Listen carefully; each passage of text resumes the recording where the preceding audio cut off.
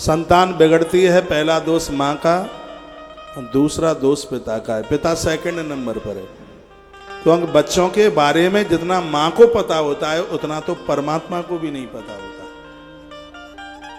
तो आजकल तो 1.5 फुट के मोबाइल, इसको चलाने से मेरी जीजियों को फुर्सत नहीं है। बेटा क्या कर रहा है, भूखा है, खा पी लिया है, कह देती है चल परोस ले, वहाँ वही उसमें ढका हुआ रख रहा है। यही होता है ज़्यादा। बच्चों के ऊपर ध्यान दीजिए, समय निकालिए। कोई प्रहलाद ऐसे ही नहीं बन जाता, कयादू चाहिए। कोई ध्रुव ऐसे ही नहीं बन जाता, सुनीति चाहिए। केसर कश्मीर में ही होती है, हर जगह नहीं। तो अच्छे बच्चे भी बढ़िया माँ के उधर से पैदा होते हैं, सब जगह नहीं। अच्छे बच्चों की जननी बनिए। बाबा तुलसी ने कहा था वो माँ वंदनीय है जो सुपात्रों को जन्म देती है। पुत्रवती जुवती जग सोई, नहीं तो रघुबर भगत जास सुतोई, न तरवांज बलवाद बियानी। ये सुमित्रा मैया बोली। नारी पुत्रवान तबही है जब उसके बच्चे भगवान के परम भक्त हों। नहीं तो व्यायनी शब्द तो पशुओं के लिए होता है। समय दीजिए, बच्चों के पास बैठिए। मेरी बहनें बहुत बड़ी संख्या में बैठी हैं। तुम्हारा जीवन धनवान तब है जब तुम्हारी औलाद बढ़िया है। शराबियों को मत पैदा कीजिए। आज शराबी पैदा हो रहे, जनसंख्या कुकरमुत्तों की तरह हो रही है। बुरा नहीं मानिए, जिस माता पिता ने सुपारी भी नहीं खाई उनके बच्चे घूंट भरते हैं। ये दुर्भाग्य है। बचा लो कैसे भी युवा पीढ़ी को। उपनिषद कहता है कि माँ पहली गुरु है। मात्र देवो भव, फिर का पितृ देवो भव, और गुरुओं का तो नंबर बाद में आता है। माँ की कृपा से बच्चे चरित्रवान हो जाते हैं। माँ ने नहीं देखा तो बच्चे चरित्रहीन हो जाएंगे। पिता के दोष में बच्चे मूर्ख हो जाएंगे। वंश के दोष में बच्चे कायर हो जाएंगे और स्वयं के दोष में वो दरिद्र हो जाएंगे। इसलिए माता मदालसा ने कपिल पुराण मैंने सुनाया है, वो कहती है कि जिस बच्चे को मैंने अपनी गोद से पैदा किया है वो बच्चा भगवान को प्रकट करेगा धरती पर, भगवान का दर्शन करेगा। वो ऐसी मां चाहिए, ऐसी मां चाहिए। संतान उदर में आवे तब से ही एक नारी अपने उन अभ्यासों को आरंभ कर दे जिनकी वजह से उसका बेटा देव बन सकता है। उस बच्चे की वजह से समूची सृष्टि का कल्याण हो सकता है। एक कथा कुछ ऐसी ही कह रही है। प्रेरतो जनन्यासा नहीं हो पितुरंतकम। बालक माता पिता की बात मानता नहीं था। माँ बड़ी सीधी थी, अकड़ धकड़ दिखा करके माँ से पैसा लेकर के जाता था। एक नंबर का जुआरी और शराबी, ब्राह्मण का बच्चा जुआरी शराबी बन गया। पिता को अभी तक पता नहीं था। जब ये 19 साल का हुआ तो पिता ने इसका विवाह कर दिया। घर में पुत्र वधू आ गई। एक दिन इसकी मैया ने रो रो करके कहा बेटा मातुलास्ते तुला पुत्रा विद्याशील कुलाधिव। तुझे पता है कि तेरे मामा कितने बड़े आचार्य, कितने बड़े पंडित हैं। तेरे जो ससुर हैं वो कितने बड़े विद्वान है। तख्ता व्रत संसर्गा साधु संगरतो भवे। तूने कभी महापुरुषों का साथ नहीं किया तो इतना बिगड़ गया है। यदि तेरे पिता को पता चल गया तो मुझे और तुझे दोनों को वो मार डालेंगे। तेरे अंदर इतनी कमियां चल के आ गई हैं। माँ ने बहुत समझाया लेकिन इसने माँ की एक बात नहीं समझी। दीक्षितेन प्रज्ञातो देवान दुतकृत करे। एक दिन की बात थी, दीक्षित ब्राह्मण आ रहा था, रास्ते में किसी जुआरी के हाथ में उसने अपनी अंगूठी देख ली। तो उसने उससे पूछा कि अंगूठी मेरी है भाई, तुम्हारे पास कहां से आ गई? तो 4 गुंडों ने मिलकर उस ब्राह्मण की खूब ठुकाई पिटाई करी। और वो गुंडे इसके बेटे के मित्र थे। इसका बेटा उन्हीं के साथ जुआ खेलता था। और वो कहने लगे तू हमें दोष देता है, तुझे पता है कि तेरा बेटा इस धरती का कितना बड़ा जुआरी है। ये वो हमें जुआ में हार के गया है। देख हाथी दांत के आभूषण अपनी अम्मा के हमें जुआ में दे करके गया है। ये साड़ियाँ देखिए, मद्रास की साड़ियाँ, ये हमने जीती हैं। ये अब तो ब्राह्मण की श्वास ऊपर की ऊपर, नीचे के नीचे। ये कथा कहीं बाहर नहीं, यहीं चल रही है। बच्चों के ऊपर ध्यान नहीं दोगे तो ऐसा ही होगा। बच्चों को जन्म देने से ही काम नहीं, उनको देखना पड़ेगा। खेत में आप फसल बो करके आ जाएं और काटने को पहुंच जाएं, नहीं होगा। फसल बड़ी हुई है, जानवर उसको चर लेंगे। यदि तुमने बच्चों के ऊपर ध्यान नहीं दिया तो जो बिगड़े हुए लोग हैं वो किसी जानवर से कम नहीं है, चर लेंगे, उसको छोड़ेंगे नहीं किसी भी प्रकार का। इसलिए बारी को रखाने के लिए आदमी की जरूरत है, बच्चों को रखाने के लिए माता पिता की जरूरत है, आवश्यकता है। इनके हाथ के नीचे बनते हैं और बच्चे उन्हीं के बिगड़े हैं जिनके ऊपर माँ बाप जी का ध्यान नहीं रहा। इसलिए इनके ऊपर अपना ध्यान रखिए। लेकिन आज माता पिता बच्चों से बड़े दुखी हैं, लगता ही नहीं कि तुम उनके बाप हो। वो आंख निकालता है, आप बिल्कुल ऐसे हो जाते, कांप जाते हैं। एक थप्पड़ मारो कनपटी में, कनपटी से लेकर के नाक के नीचे तक की ठोड़ी तक का खबर ले, ये आपके ऊपर है यार। लेकिन 35 में मारोगे तो काम नहीं चलेगा, 5 में डांटोगे तो काम चलेगा। नहीं तो हमारी नीति ने कहा, आचार्य चाणक्य ने कहा था, अगर 16 साल का हो जाए तो मित्रवत व्यवहार रखना, नहीं तो घर छोड़ के चला जाएगा, सल्फास खा लेगा, रेल के आगे कट जाएगा, तुम्हारी बात नहीं मानेगा। कस्तूरी की क्यारी करी केसर की दीनी खाद, फिर पानी दियो गुलाब को, फिर रही प्याज की प्याज, फिर कुछ भी होने जाने वाला नहीं। बच्चा छोटा है, तुम्हारे काबू में आ जाएगा। और बड़ा होने पर सुधारोगे तो ये बिल्कुल संभव नहीं है।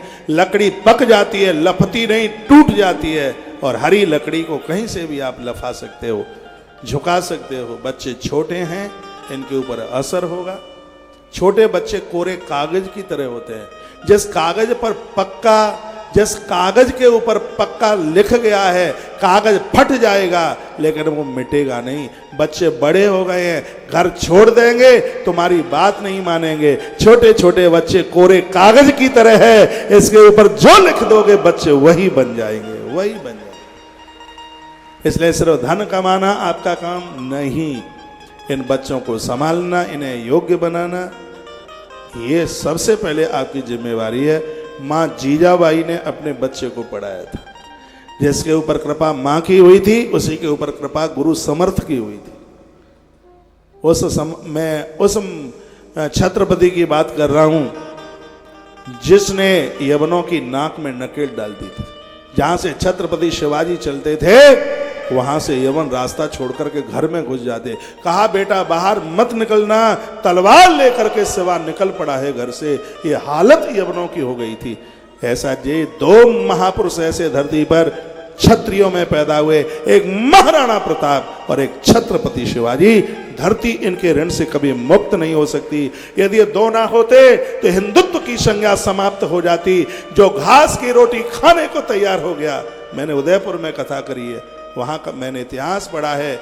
जो घास की रोटी खाने को तैयार लेकिन झुकने को तैयार नहीं, वही छत्रपति शिवाजी।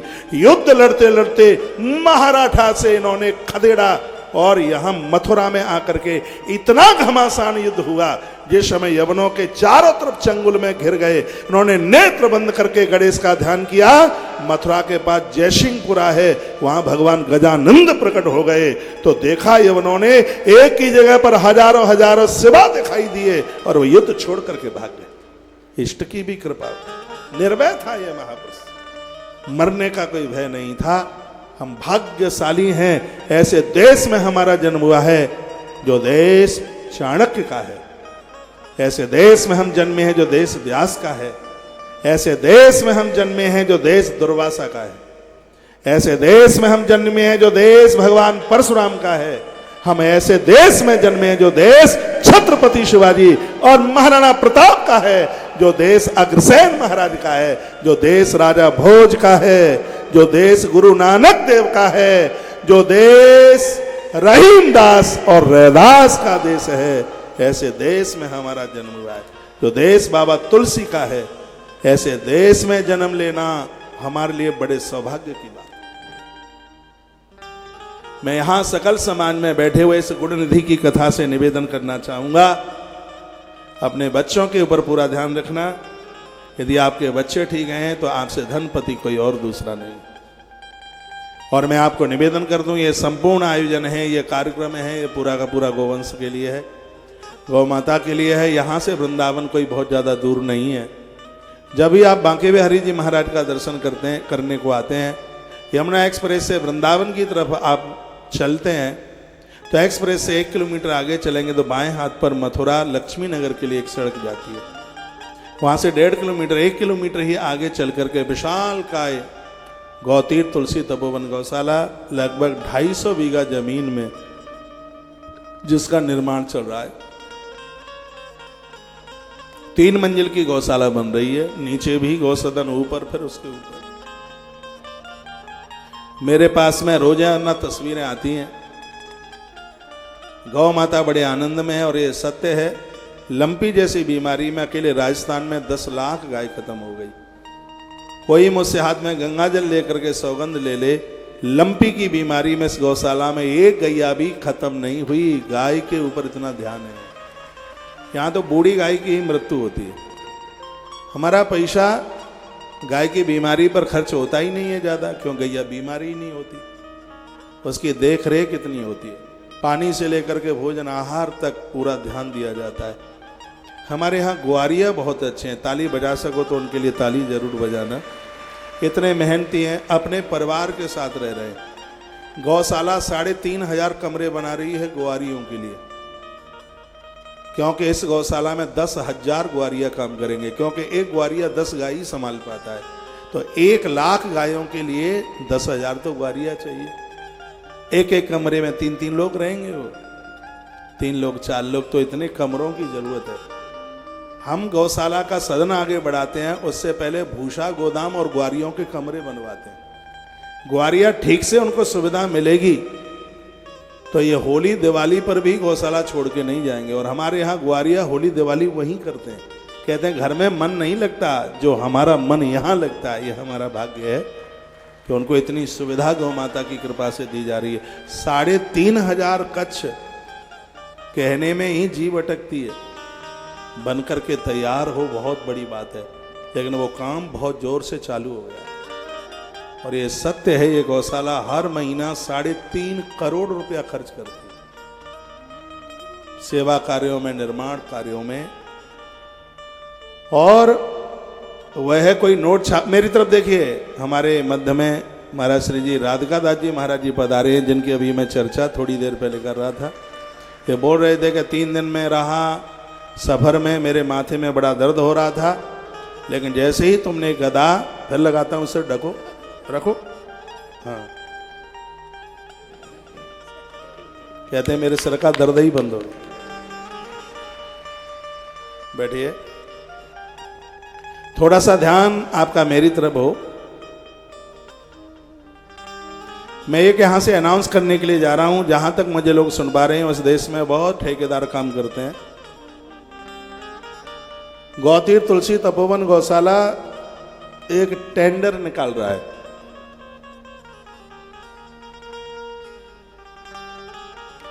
दस करोड़ के 5 टेंडर हैं।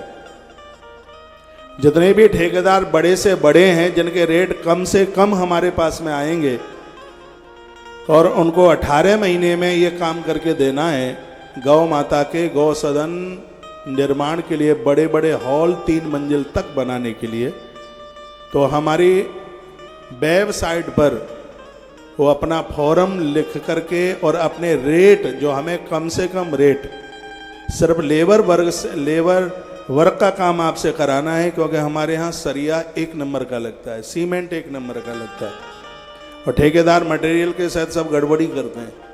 सिर्फ तुमसे लेबर का काम, उसके लिए टेंडर 8 तारीख को तुलसी वन आश्रम तुलसी तपोवन गौशाला निकालेगा। और पूरे देश के ठेकेदारों को हम कहेंगे कि 10 करोड़ रुपए का एक टेंडर है, वो आप भर के देखिए, दीजिए, जिसके सही रेट हमें लगेंगे, गौशाला और उस ठेकेदार को काम दे देगी। ये काम बहुत बड़ा है। 350 करोड़ रुपया इस गौशाला के निर्माण पर लग रहा है। जो ये आप काम देख रहे हैं, बहुत ठेकेदार इसमें लगे हुए हैं। 500 आदमी काम कर रहा है इसमें। ये आप देख रहे हैं, ये तो थोड़ी पुरानी तस्वीरें हो सकती हैं, बहुत जोर से काम चल रहा है।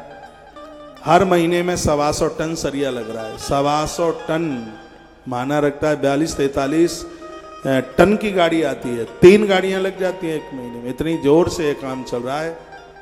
मैं आप सब, बहुत बड़ा परिसर भरा हुआ है। वैसे भी कहते हैं कि दिल्ली है दिल वालों की। दिल्ली में दिलदार लोग रहते हैं, पूरी दुनिया का आदमी यहाँ रहता है।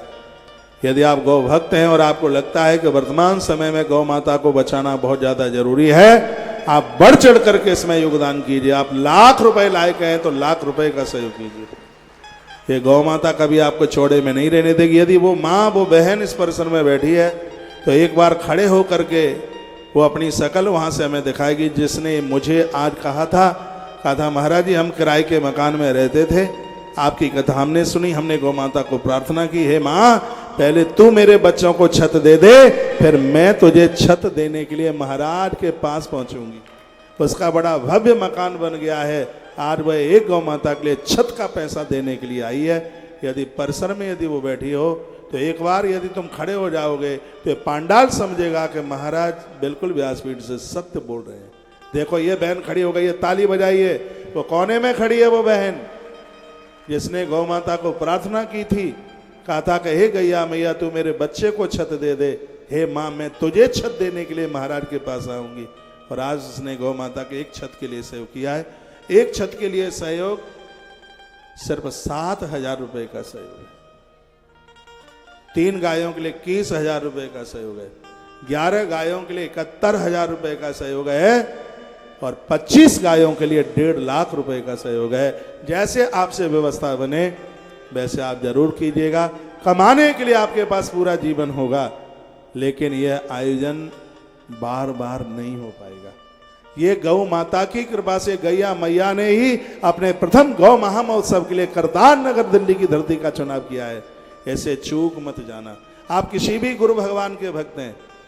आज आचार्य जी बोल रहे थे, जैसे ये नहीं सोचा जाता कि भगवान के मंदिर में उसी गुरु का चला जाता है, जैसे हर मंदिर में हर गुरु का भक्त पहुंचता है। इस गौ माता के लिए सभी गुरुओं के शिष्यों को आगे बढ़ करके योगदान करना चाहिए।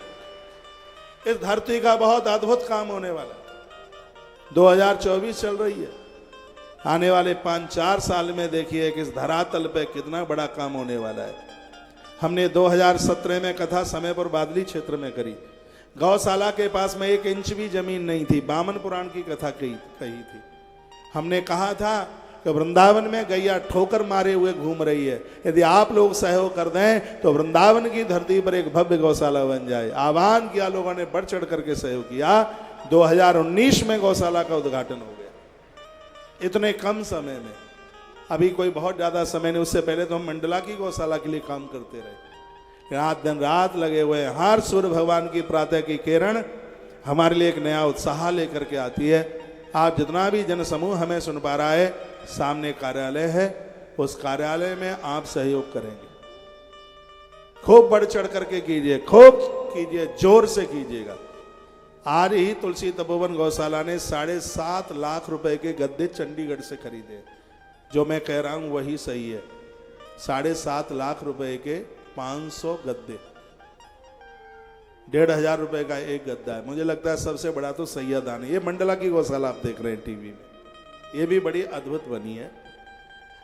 आपके ऊपर यदि लोड नहीं पड़ता तो 1 गद्दा, 10 गद्दा, 15 गद्दा, 25 गद्दा, दिल खोल करके। यहाँ बड़े बड़े धनवान लोग बैठे। मैं तो आपके घर गया हूं, आपके मकान 5-5 मंजिल के बने हैं। भगवान करे आपके बटुआ की चैन ही फेल हो जाए इस कार्यक्रम के लिए, फिर भर जाएगा बटुआ द्वारा से। दिल खोल करके। अभी यहां से अनाउंस हो रहा है, इसमें आपको